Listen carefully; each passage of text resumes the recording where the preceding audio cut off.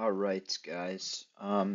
Welcome to another Play and Explain. This is Level Up Poker. I'm Jacob. Um, let's see. I think we got some mixed reviews on the last video. If any of you have watched that or read the comments, I do appreciate it. Essentially, there were some objections to the. Um, sorry, just trying to find some tables here. Looks like we got some. Perfect. There were some objections to me running four tables at once, basically that it was a little bit hard for the viewer to be able to pay attention to everything. And I understand that. I guess it's a problem with the Mac UI, and so I can't say for certain that I know how to fix that without an emulator, which seemed to be, in general, pretty expensive. Oh, let's set this table. It's got a couple of my friends sitting at it. So I guess maybe it would be a little better. I'll start only playing three tables, and if we're bored, I'll switch to four. And sorry, just starting off here. And yeah, oh, sorry. And then, but yeah, let's get going. Playing on a Friday night. Sometimes Friday nights can be a mixed bag. A lot of the time, a lot of the more recreational or softer opponents will be doing other things like partying or drinking. That's probably what I should be doing, but here I am. But you know, sometimes there are people that don't have anything better to do than play online poker, and I guess you could say that that's me. And so I'm hoping to find a couple fish. This table, I know this guy and I know this person. They're both regs, so we'll see if we can get into some spots with them. Um, I really hate limped pots because now I have to sit here and check through when I have no business being in the hand and I need to fold. Um, this is stupid. And now we have this spot, ace queen. Against an open and a three bet from a player with 53% VPIP across 50 hands is a little bit concerning. I guess for the content, I will four bet and see what happens. A lot of the time I expect this to run into a shove from him, but that's okay. And he just called, so I guess we're really hoping to flop something. Out of position, four betting is really the only thing you can do. Um, on the king high board, the correct play for me is to would be to c bet, but I guess three ways you don't always want to be c betting 100% of the flops that hit your range, especially because our hand has no showdown value, and so yeah, this person here is likely not bluffing. Although I have some rather interesting notes, and I doubt that this player actually has a king, but drawing too thin there. Yeah, I mean, I guess three ways you just want to be bluffing less, and then ultimately out of position, like entirely out of position. What do they say? I don't want to deal with this. Okay, yeah, so they might have jacks or something, jacks or tens. Um, ultimately out of position, the only way I can win the hand is a four bet, and once we miss the flop against two opponents' ranges that are calling a four bet, I don't really like my chances too much, because I don't have a king, and so it's probably just setting a money on fire. We'll see here. And he called my four bet with king four suited. That's quite fascinating. And this player called, so I guess we'll be making it that three bet and called, four bet, then called flop jam with sevens. King high flop. So this goes back to the concept I spoke of in the first video. Wow, he actually got there on a run out. That's fortunate for him. This goes back to the concept I spoke about in the first video, which is essentially that you want to always be watching what your opponents do and adjusting. Called four bet in position short-ish stacked with king four. Basically, you always want to watch what your opponents are showing down, and that can help you identify their player type. This guy's an absolute donkey. I played against him earlier. There's a lot of donkeys at these stakes, and frustrating when they get there, of course, but obviously, like I said, I immediately recognized if when I'm three ways, even though that flop crushes my range, just not worth it to bluff. So bluffing frequencies certainly go down a lot when you're out of position, and also when you are have no showdown value and you multi-way. Besides that, the other concept I suppose I could touch on is that in general, it's not even bad to check there even if I have a king, because I mean, I guess I was crushed there. That guy had king four, but basically these players will overbluff when checked to considerably often, and so if that board was like pretty dry, the king was pretty much the only card besides a club draw. If you care to go back and look, besides a club draw, the king was pretty much the only thing either of them could have had there. So if I had a hand like ace king, like a very strong king, or maybe king queen, although king queen would be kind of what I'm targeting from them, so maybe not king queen, but if you have a very strong king and the board's kind of dry, sometimes it's better to let them tie their own noose there and let them bluff into you on such a dry board. But a bet's also fine sometimes, especially if there's a draw possible. I guess I'm going to be doing a lot more talking and a lot less playing with 3 tables instead of 2, but maybe that's what you're all after. Would be some explanations, and I'm hoping it's a little less spammy, like a little less spastic to maybe switch across fewer tables. Oh, this is interesting. We have a large bet, a flat call from a short stack, and then a three raise, and of course he 3-bet jams. So probably this player's not very good. I expect this to be a set pretty often. Maybe ace king, even though I think that's what, yeah, it was a set, and he flopped a straight, so that's a low stakes pot for you right there. 3-bet jams the set and gets snap called by 3 deuce off for the wheel. Yeah, that's brutal. It sucks to be on the wrong side of those kind of pots where someone just has something egregious and they got there. But I expect this guy might win his money back in the long run. Maybe it's worth making a note. What was the action there? Did he limp pre-flop? How did he get in there with 3 deuce off? He flatted. Okay. Flat calls, opens with 3 deuce off, early position. Interesting. So this is a player we'll be looking to get in some hands with, I think. Ace queen here against a couple limps. Trying to go bigger here. I don't know why I don't have a mouse. I'm using my trackpad like a noob. But yeah, basically, their limps are just generally very weak, and I also don't want to go 5-handed. And naturally, they both call, and this is a terrible board for my hand and a terrible board for my range. So once again, out of position, I'll be checking. Let me think about the math here. This might be a call simply because I have the queen of clubs and I have some backdoor stuff. Sure, let's see what he's. I'm sure he has a 10 and I just lose. Fascinating. That's a fascinating jam. Let's run it. Let's run it twice and see if we get there. Not sure exactly why. Wow. Okay. I'm not unhappy about that. Calls large, open, squeeze with 7-5 suited. I'm not necessarily unhappy with that. This is a bad board for our range, so even though we have this pair, which is fine, and they could realistically have nothing, I'm just not very interested. Against a bet and a call, I'm not going to be continuing. I don't have very much equity against what I'm presuming to be their ranges there. Like, this is a lot of nonsense or just a queen. And he elects to have not 3-bet jacks and then get no value on what was relatively a safe board. So that's fascinating. Doesn't 3-bet jacks. And this speaks to the concept that I also spoke of last video, which is these guys aren't 3-betting enough. If he's not 3-betting jacks in the small blind, what's he 3-betting? And the answer is queens. Actually, it's pretty I've seen a lot of people first of all not 3-bet queens, and then second of all just flat against a 3-bet when they should be 4-betting. And oh man, he left the table. I was looking forward to making his money.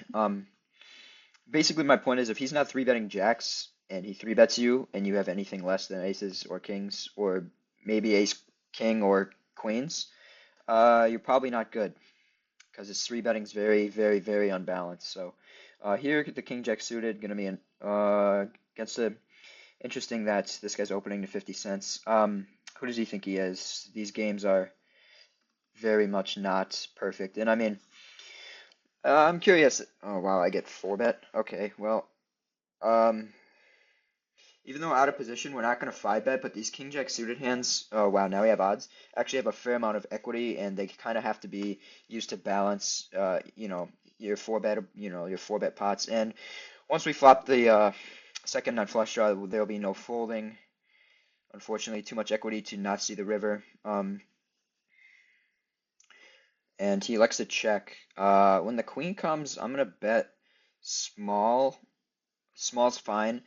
Basically, I'm just setting my price to see the river. And okay, so now his hand's kind of capped. His hand is capped at a queen. We don't get there. Okay.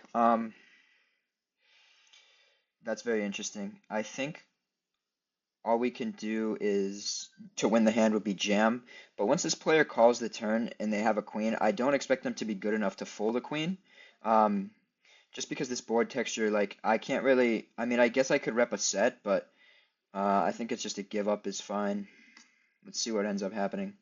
I don't expect them to check. I expect them to have a queen and go for value, and I don't think this player is going to fold a queen, which means that my jam is a punt. This is, I guess we'll see what happens.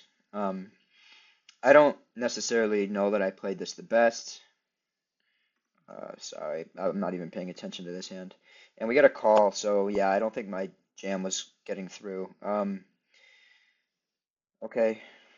This player called a 4-bet out of position with Queen 10 suited and doesn't c-bet dry flops. They were supposed to c-bet there because the fact that we didn't 5-bet should mean that we didn't really have an overpair and we were capped at overcards. So probably they were supposed to rep an overpair there, and certainly not.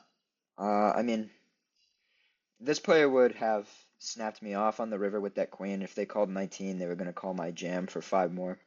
So I ended up making the right play, I think, in checking down. But like I said, the only way I could have won the hand would have been jamming the river, and don't think that was going to work. Calls 4 bets out of position with Queen 10 suited. So that was fascinating. Sucks that we lost that one. This is the only table where we're down, so we can probably recover that. I top up, but I guess I kind of want to. I'm not infinitely rolled for this, like you might see from some YouTubers who just play like for the play and explains they play much shorter stakes than they would play for money, or sorry, much smaller stakes. This is kind of the stakes I play at, so I'm not just gonna keep adding on.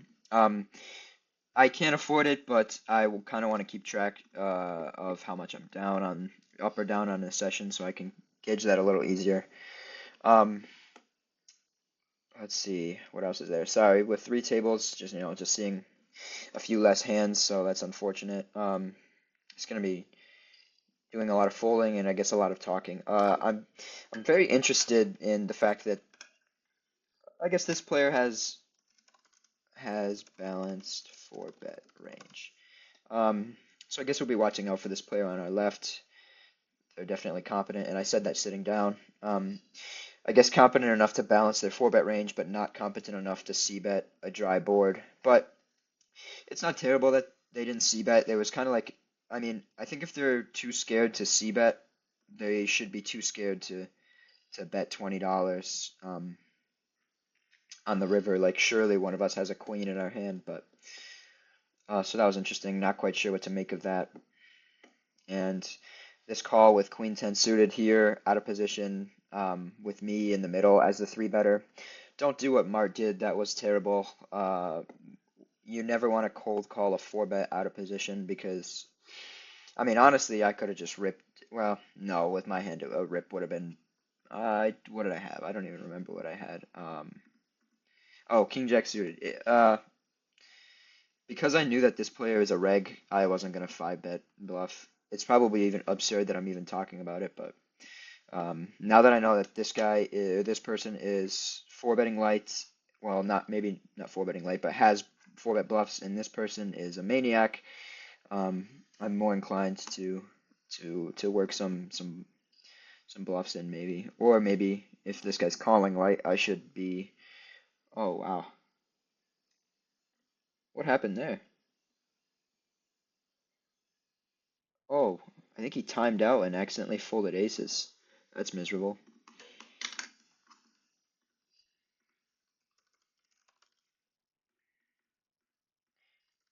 I'm gonna say you're supposed to open that one.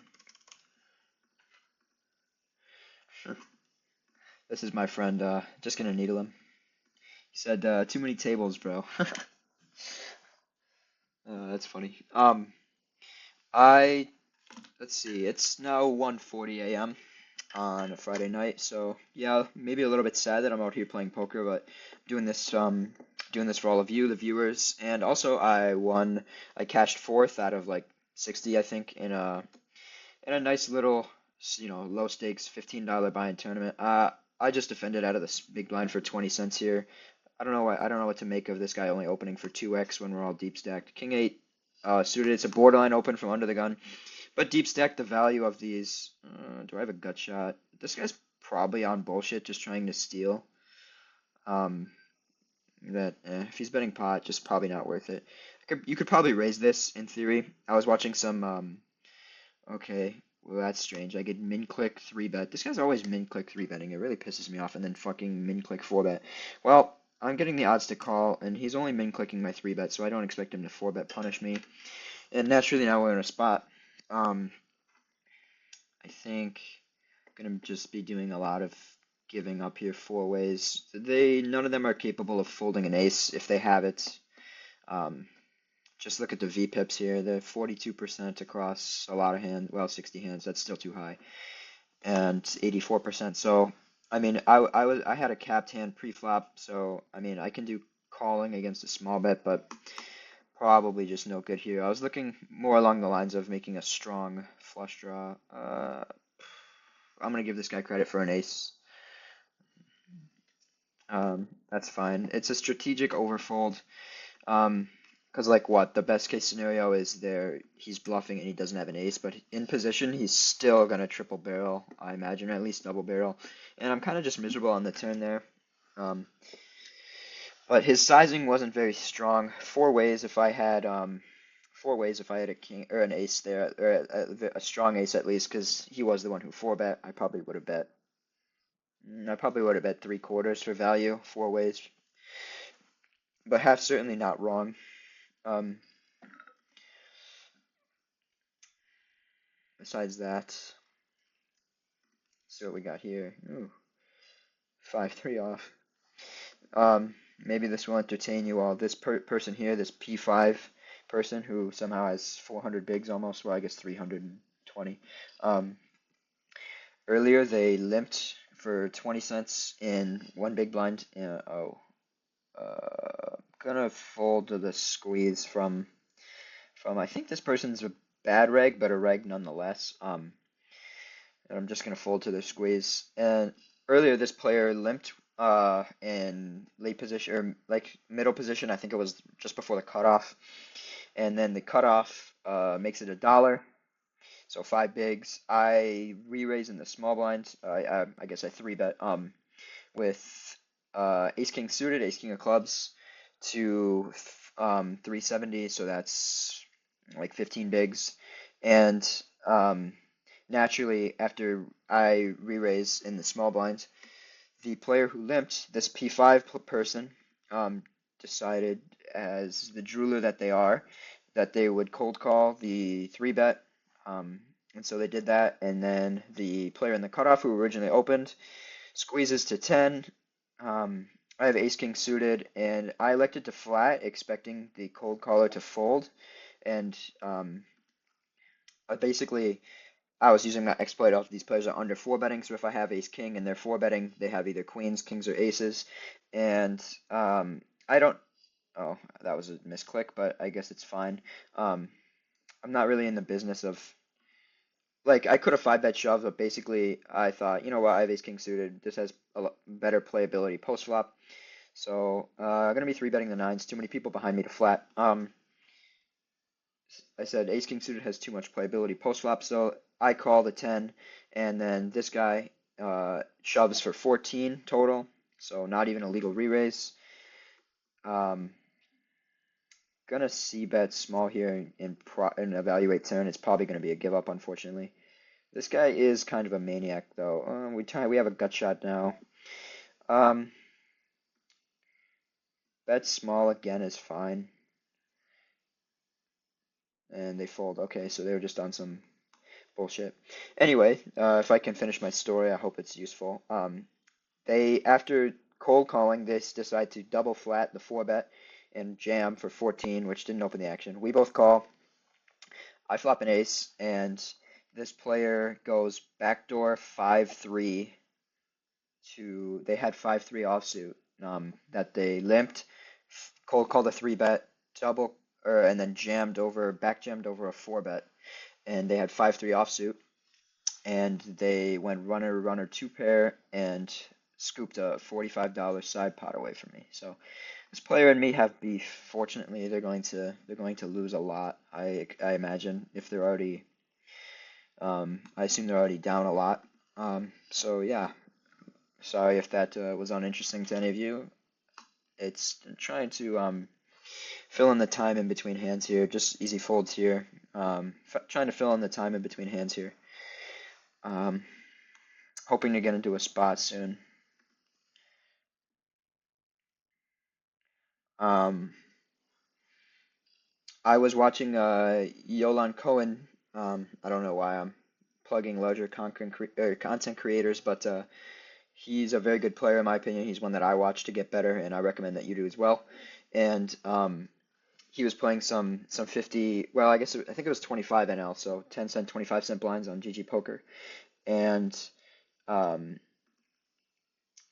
he was very, very good at attacking the very strange aggression that's commonly seen at these levels. He would know when people's bets and people's sizes meant weakness, and he knew that a lot better than me. I don't really like this. Well, I'm gonna make a tight fold here and hope to see what they have. King Jack offsuit is just a fold here. I guess the timeout did it for me.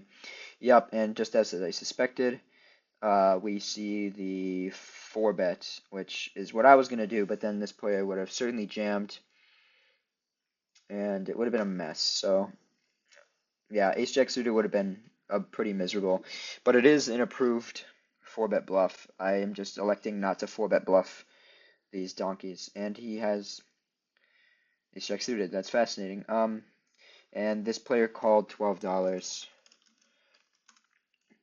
Um, three bet and called 12 four bet with 4-10 suited. Isn't that fascinating? This seems like as good a time as any to say that you all can play at these same tables with these same players. You might even see our friend Steven Track here, who three bets 4-10 suited out of the small blind and calls four bets. You could see him as soon as tomorrow, as if you care to join this club. And the club ID and referral ID will be in the description. When you use my referral ID, you'll get lots of great benefits. So yeah, make sure to sign up and take this guy's money, who has 96% VPIP. Um, could be a lot of fun. I think it's a lot of fun. Um, not getting a lot of hands here. I think I'm gonna have to add a fourth table, maybe for just the next 5 to 10 minutes. But I'll probably keep playing after this because this session seems to have cost me a bit of money, and I don't like that. Sure, let's go to a bomb pot table. These players are awful. Um, just folding ace jack there. I'm gonna re-raise, and I'm gonna sit down here. Let's see what happens here. I got the ladies, which is a great start. This is my friend, so he usually has me, so I'm a little worried if he oh, he calls. Interesting. Well, nothing to do. I mean, this board is like theoretically bad for me against this donkey, but I'm just gonna bet. and not think too hard about it. I don't think if he's let's see if he was angling when he said only me pre-flop.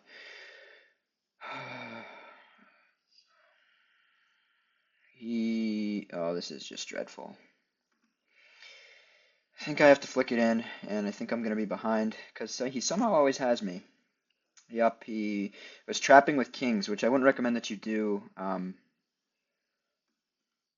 wouldn't recommend that you do three ways. I mean, even with this guy being short stacked, I wouldn't recommend that you trap with kings in position because a lot of random aces, when they get to the flop, just have kings feeling miserable. But I guess he got me there, the classic cooler.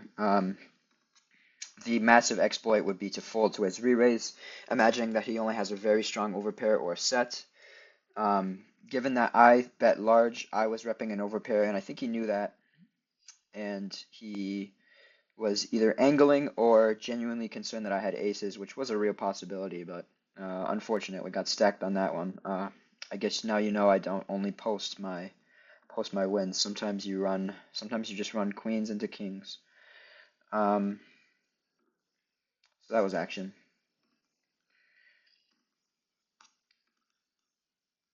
Here, gonna make an exploit, assuming they're not betting enough, and ooh, I have a straight flush draw, and just limp with the pocket pair on the button. That's like pretty fine. And I have position, so I can navigate post flop fine enough. Let's uh, what the hell? With a club, I'll stab at this. I have enough. I have enough equity against just an ace with no club. Um, when he checks the turn, I expect his hand to be leaned towards just one club, and now I don't think. Excuse me. I don't think there's any point in turning this into a bluff. Like we beat one club. Wow. See, so this player is in every sense of the word a drooler. Called it. I guess they limped and I didn't open. So, but they had three jack offsuit, no club, and just a gut shot. And even though I bet small, I wouldn't recommend. I wouldn't recommend that. We're gonna three bet here, sizing up a little bit to accommodate this random limper. Oh, good. This guy's on. Wait, is he on two of my tables? No, he's not. That's unfortunate. Um, yeah, I'm not sure what this guy was doing with Jack 3 offsuit, because he just really likes playing poker. Flopping over, so we still have the overpair. That's nice. I'd like to keep it that way, and exploitatively, I don't think a Jack is ever folding, especially this player is very bad and is calling light. So if they have a Jack, I'm just going to stack them. I think, assuming a clean run out, what size gets me a nice clean river jam? Kind of none. I only have pot, so I guess my options are either bet small or jam. And the jam is fine. I'm gonna get called by a jack very often. But there's like I said, I think this player is peeling flop with a lot of really bad hands and always calling me with a jack. So exploitatively, I think the jam's fine, even though it's a slight overbet. That player is never good enough to actually say, oh, if they're jamming here, they have an overpair and they're good. They were just thinking, maybe I'll hit one of my overcards, which wouldn't be very good for me, so that's why I elected to make that exploit size. And they're always calling me. I assure you, they would always call with King Jack or Ace Jack. Very much non-believers at this level. So you can make a lot of money when your overpair is good. Let's see, down about 35 across all the tables. Just gonna play for let's see, we're at 29 minutes right now. I'll probably play for 10 more minutes just because the session has been a little slow and I fear uninteresting.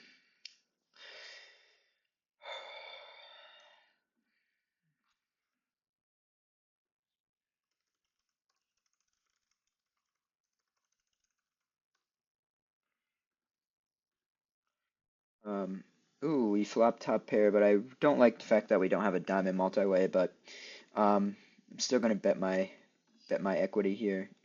Two folds, that's nice. Here, just opening ace 10, standard open. This board favors their range. They kind of have all the sevens, but still, I think they're just folding their nonsense. Here against this player's a reg, but I don't particularly want to play 9-10 offsuit, or sorry, 9-10 suited in position. So I'm gonna put in a little 3-bet bluff here, opening with sixes. Here with the gut shot and also the fact that this board favors my range, stab is fine, or I guess c-bet, but feels like a stab. They call, so their range is pretty condensed. I'm gonna bet again, and if they raise, I expect them to have a king pretty often. Or maybe they had a jack and they became a believer. That's why it's really important to double barrel, guys. A common mistake is players discover c betting is good, but then when they get called on the flop, they shut down the turn. Oh, here's a bomb pot. We flop nothing. We're gonna give up. A lot of new players, especially at low stakes, they discover, hey, c betting's good. I can make players fold. We have the nuts. Let's go for a size. He'll pay off with 2 pair maybe. Well, let's make it look like we're trying to get him off. Oh, didn't realize they had 16. That's funny. They call? Please tell me you didn't have a 6. Oh, man. We lose to the rake. Gonna 3-bet here. I blocked the 6. How did you have a 6? That sucks. A lot of players discover c-betting is good, but then once they get called and they don't have showdown value, they think, oh, well, now I can never win. They must just have it. But double barreling is very important. Most players are not double barreling enough, and oh, this is just miserable, isn't it? Because this is suited, I'm gonna be calling, and now I think we're just gonna get stacked against ace king probably. Like, what's the best case scenario here? He has jacks that I block. I think I'm just cooked, but I have to put in the bet. Maybe they have tens. I have hope. Let's see. Not too worried about the club draw. I think checking back and evaluating river's fine. Unfortunately, I probably have to call their jam on the river. I expect them to jam a lot, especially once I check back the turn. Here, just gonna check back. Sorry, this is I suppose what my viewers were talking about. I might have showdown value here against diamonds, so whatever. Just gonna give up. They bet 4. Easy call. They have kings. Okay, so I guess my check back on the turn got me an extra $4. I would imagine that they were folding to my double barrel. And I'm not gonna needle that guy. I got my kings cracked earlier today. Feels bad. Let me know in the comments if you want to see me needle my opponents more often. The chat is a pretty funny feature in this. Sometimes I'll get into some pretty heated arguments with players that have no idea what they're talking about. So I like to think it's a little bit humorous.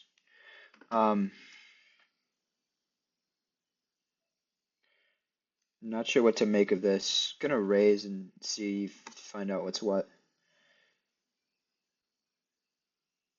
This is probably a spew, and I'm fine with that. The fact that he tanked tells me he doesn't probably have a queen, and now they slow down on the turn.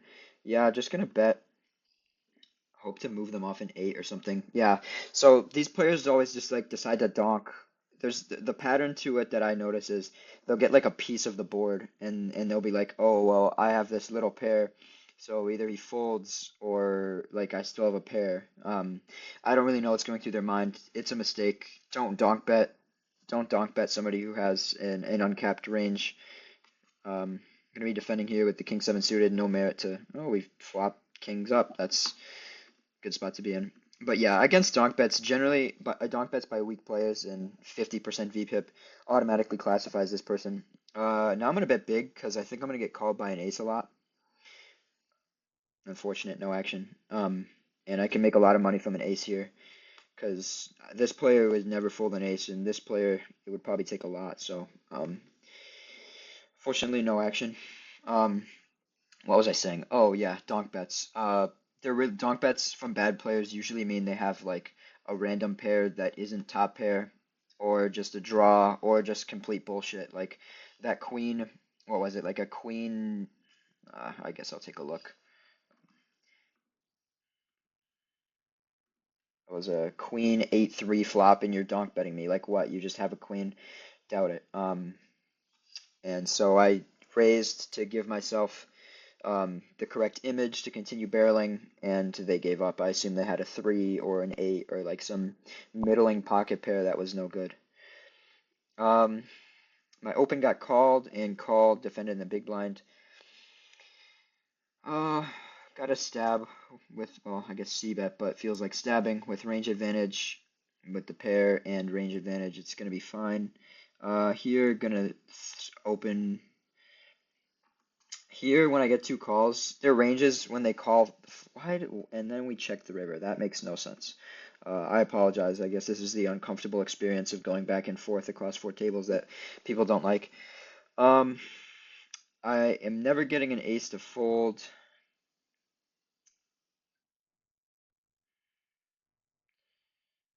And flush is the main draw that came in. And I unblock it, and we get 2 checks. I'll be surprised. And this player checked an ace in position twice, so I guess they're allergic to value. But that right there is why I didn't bet. I like to think that my hand reading is pretty good, and once this weak player, flats me, and then they call on a dry ace-high board, the chances that they just have an ace are good. And it's firing money into the abyss to try to bluff a non-thinking player off top pair. But it is interesting and noteworthy that they checked it back twice. Checked top pair, bad kicker.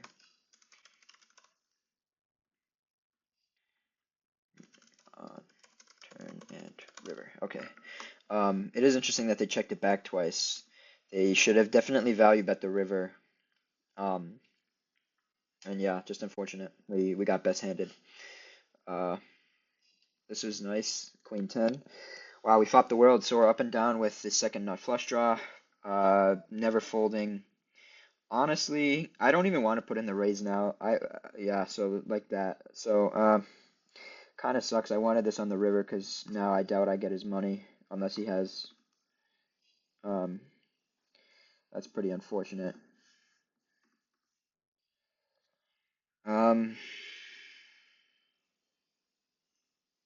Fine. You have the ace of diamonds. Take my money. Well, that was an interesting spew. Not quite sure about that one. Donk, lead, river, huge, 3/4. I'd open, but this guy's gonna jam. So whatever.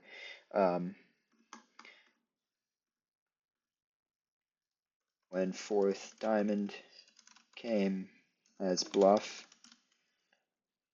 So they turned second pair, no diamond into a bluff. I don't hate it. Well, I lied. I hate it. I think that's really stupid to just like donk lead. Like when I bet flop and turn, I should usually have at least 1 diamond in my hand. I mean, it's kind of difficult to, gonna be open here. It's kind of difficult to like tell immediately whether or not someone has, you know, a suit in their hand, like relative to the board being flushy, just based on betting in position. Because there's definitely a lot of spots I bet in position without a diamond. But when he does that on the river, he's just gonna get called by diamonds a lot of the time. Here in position, I'm gonna stab. Just this board favors my range so much, and yeah, we take it down. So that's an example of when c betting works. But notice I was in position when they all checked to me, because I think that if they had a strong hand on that board, they're gonna be over leading, like over donk betting. Essentially, these weak players. Suited ace going to be opening, especially in late position, and especially deep stacked. A fair point to point out that's helpful is deep stacked. The value of just going to be betting small with my range here. Yeah, draw the fold. That's really nice. Usually the deep stacked, we're all roughly 150 bigs or more. This guy is always just on nonsense. I want to float, but this board favors their range, I guess, in terms of pairs. So I probably just have like 24% equity and bomb pot. I'm gonna be check folding. This pair is just not good enough to continue. Anyway, what I was saying is I think these players are gonna be generally overstabbing. If their hand is very strong, And so basically when I'm in position, like on the button in a multi-way pot, and I have a massive range advantage like I do on that ace queen high board, um, I can range bet small and expect a lot of folds. And even if one of them had called, for instance, I can expect more folds when I double barrel. Um, Basically, if you want to increase your win rate, be more aggressive, but be strategic about it. For instance, don't over c-bet, don't c-bet on boards that don't connect with your range and favor your opponent's range. Don't c-bet with air when you're multi-way. Don't c-bet out of position, especially when you have air and you're multi-way. Um, Bad players are going to make a lot more mistakes versus your checks, I'd say. But it's dependent on player type, which is why we have this very useful tool about taking notes. Can't recommend that enough. And yeah, we saw, besides that unfortunate cooler, running queens into kings after he trapped me with kings, which I wouldn't recommend that you do because you let a lot of aces that should be folding to your value 4 bets connect with the flop. I read some statistic. Maybe it's true, maybe it's not. I have no idea. Ooh, I have aces. I read some statistic. Maybe it's true, maybe it's not. I think it was from a GTO Wizard video, actually, so I guess I'll plug their channel as well.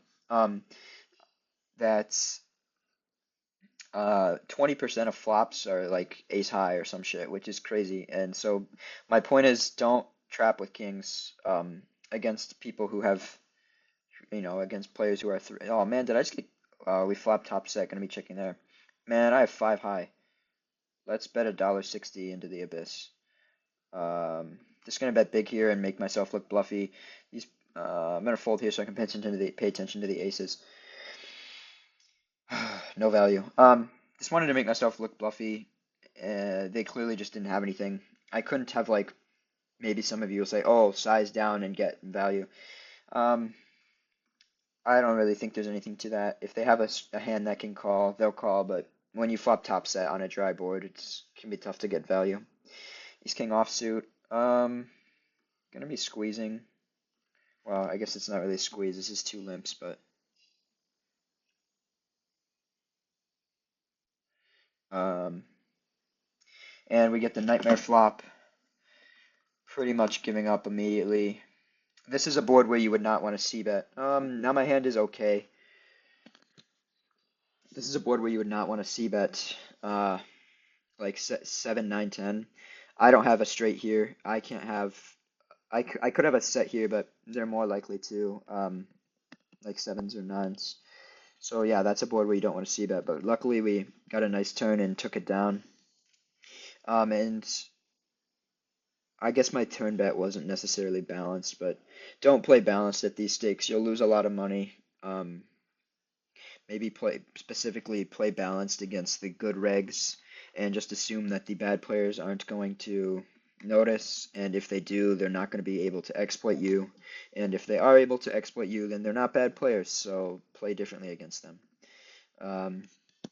We're nearing 45 minutes. This is probably too long, and I know none of you are going to stay engaged this far, but let's see, what do we cover this video? I re-emphasize the importance, well, I'm not sure I talked about it in the first video, so yeah, closing thoughts here. When you c-bet and you get called, but you have range advantage, don't be afraid to double barrel. You can, second pair is always going to call you on the flop, and if you give up, you're probably going to lose the hand, so don't be afraid to double barrel when it makes sense. Be aggressive against donk bets from players who have high VPIPs, players who you can safely assume are fish, because when they donk bet, they're representing a very weak hand. And yeah, I think those are the 2 main points we went over. Also, don't trap with kings. Just go for the value 5-bet in position, I'd say. Last hand here, and then I'm going to stop. I chose not to c-bet because this is perhaps another interesting concept. I guess for 95 cents I'm going to peel, but I'm just losing here. Against that player, I have no fold equity with my c-bet. They're looking to just happily rip it in with any draw, which probably has more equity than me. Any pair they have, like any pocket pair. So there's just not really any fold equity to be had and no reason to make that bluff. So yeah, we're approaching 45 minutes. Don't be afraid to double barrel. Apply pressure when your opponent's donk bet and represent weakness. And don't trap with kings. That's all I got. Thanks, guys. This is Level Up Poker. I'm Jacob, and if you want to get in the action with these fish, join my ClubGG club linked below. Have a good one.